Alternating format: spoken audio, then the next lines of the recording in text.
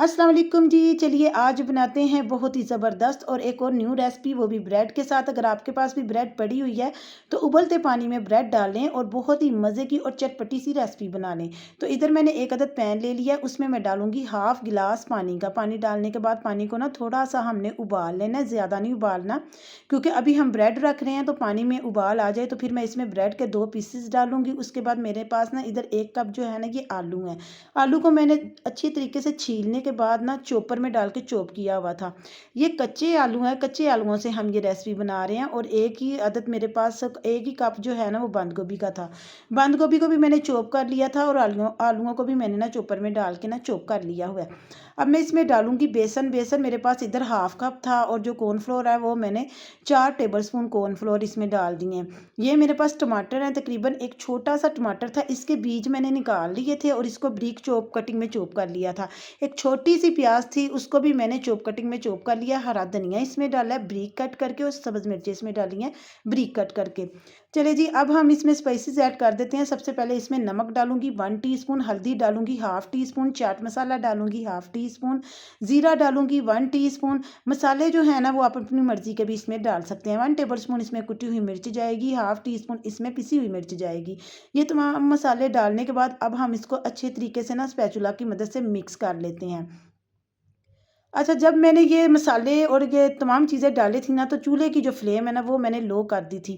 लो आंच पे रख के ही हमने ये सारा काम करना है। अगर आपने इसको हाई आंच पे पकाया ना तो ये सब कुछ जल जाएगा।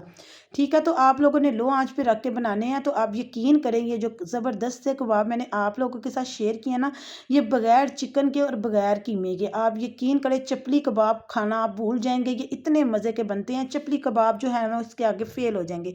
कोई मान ही नहीं पाएगा कि आप लोगों ने ये कच्चे आलू और बंद गोभी से ये चपली कबाब बनाए हुए हैं।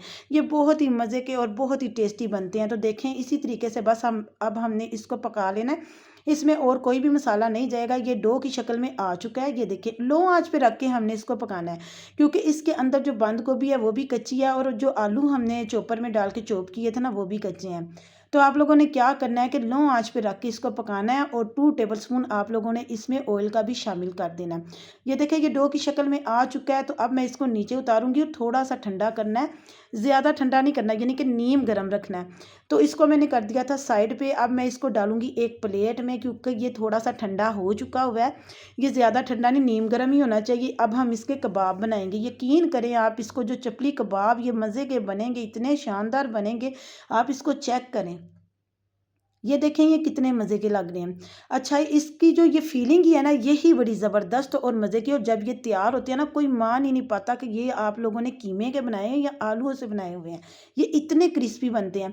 वीडियो को आप देखते जाएं, आपको खुद ही पता चल जाएगा कि ये कितने क्रिस्पी बने थे। आपने वीडियो को पूरा देखना है, वीडियो को आपने स्किप नहीं करना। अच्छा, हाथों पर थोड़ा सा ऑयल लगाएंगे और इसी तरीके के कबाब जो है ना ये हमने रेडी कर लेने हैं। अच्छा, इधर मैं आपको बता दूं कि आप लोगों ने ये कबाब बनाने के बाद 10 मिनट तक के लिए इसको रखना है। अच्छा, कुछ लोग यूट्यूब पे क्या करते हैं कि वो इनको पकाए बगैर, यानी कि मैंने तो थोड़ा सा स्टीम किया ना, थोड़ा सा इसको पैन में पकाया था, लेकिन वो लोग क्या करते हैं कि कच्चे आलूओं से ही कबाब बना लेते हैं। उससे ये होता है कि वो जो है ना बहुत ही लूज़ बनते हैं। लेकिन आप यकीन करें, जब आप इस तरीके से बनाएंगे ना, ना ही आपके कबाब टूटेंगे, ना ही लूज़ बनेंगे, बहुत ही मज़े के बनेंगे। तो आप लोगों ने इस रेसिपी को फॉलो करते हुए कबाब बनाना है और जो भी बनाए वो मुझे अपना फीडबैक लाजमी दे। इधर मैंने एक अदद पैन ले लिया हुआ है और उसमें मैंने डाला है हाफ कप ऑयल का। ऑयल को थोड़ा सा गर्म करेंगे, यानी कि फुल गर्म नहीं करना, क्योंकि ये तमाम चीज़ें जो है ना ये कच्ची हैं। तो हमने इसको मीडियम आंच पे रख के ही पकाना है। ये ना हो कि ये बाहर से तो क्रिस्पी हो जाए और अंदर से कच्चे रह जाएं। तो इसलिए आप लोगों ने क्या करना है कि मीडियम आंच पे रख के ना फिर इनको फ्राई करना है। देखिए, कोई मान ही नहीं पाएगा कि ये जो कबाब है ना ये आप लोगों ने कीमे के नहीं बनाए हुए।